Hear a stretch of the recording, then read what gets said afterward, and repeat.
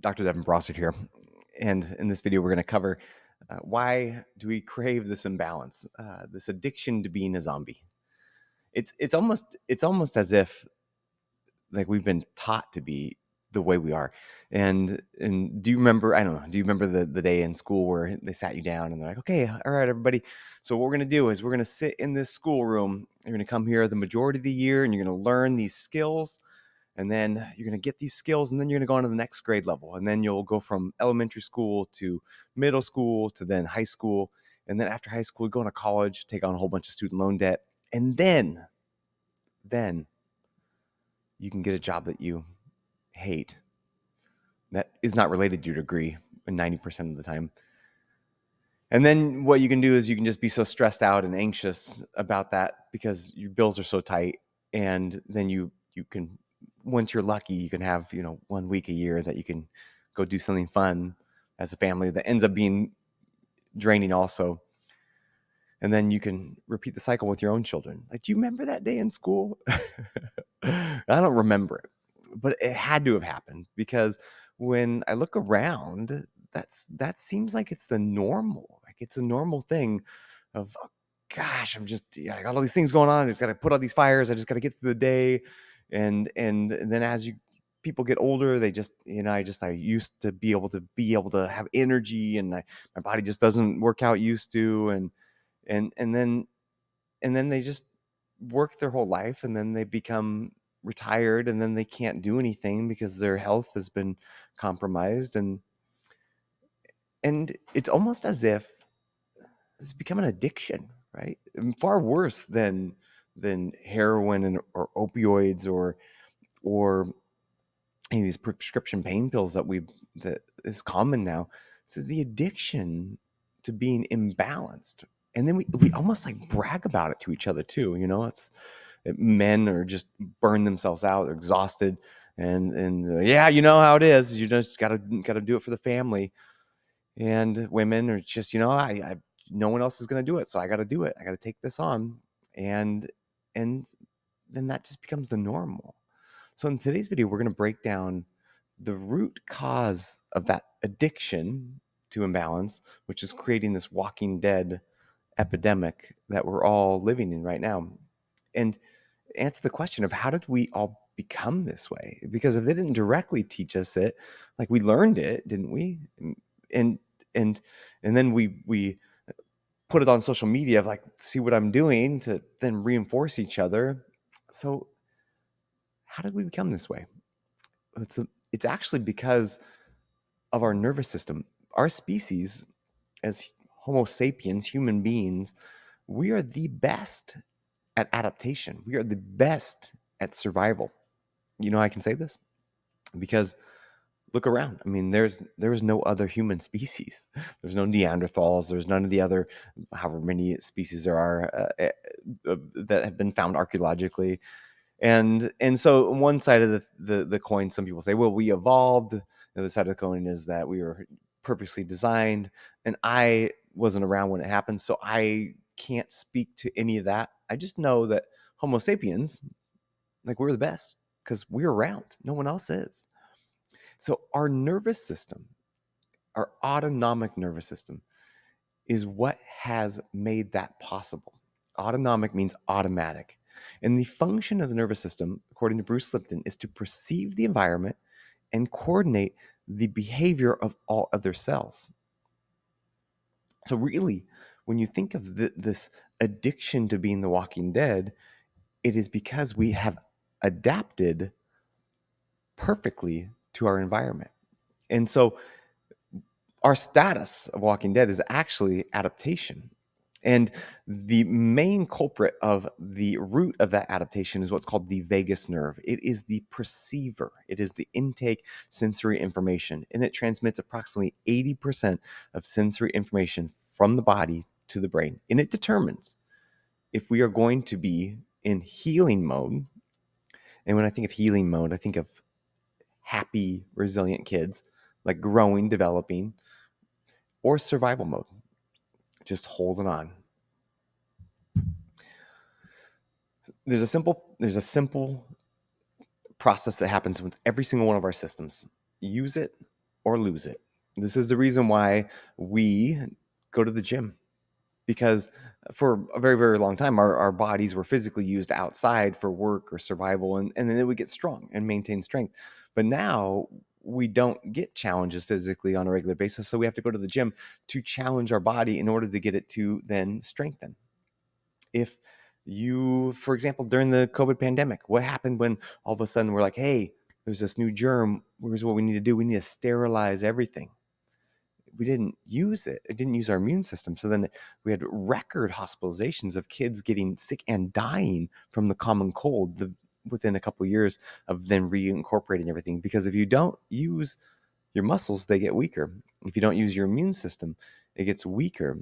If you don't learn new skills and challenge your brain, it gets weaker. So every system that is not used, that is not challenged, is weaker. And every system that is challenged becomes stronger. And Bruce Lipton, again, PhD, brilliant man, says you cannot be in growth mode and protection mode at the same time. And what that means is we have two autonomic nervous systems that control everything within our body of how we then adapt to our environment.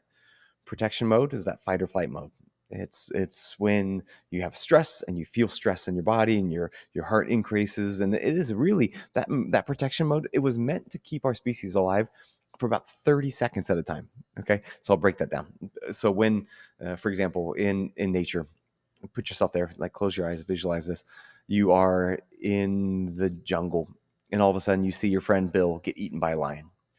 Immediately, the brain perceives through the visual information that that lion equals not good. Lion equals Bill dies, and if lion equals Bill dies, Bill dies, then lion is also equal to us dying. So the fight or flight response will kick in. So norepinephrine, epinephrine, cortisol, boom, raw power. And so our body then has one choice, a couple choices. We can either fight or flight or freeze, play dead.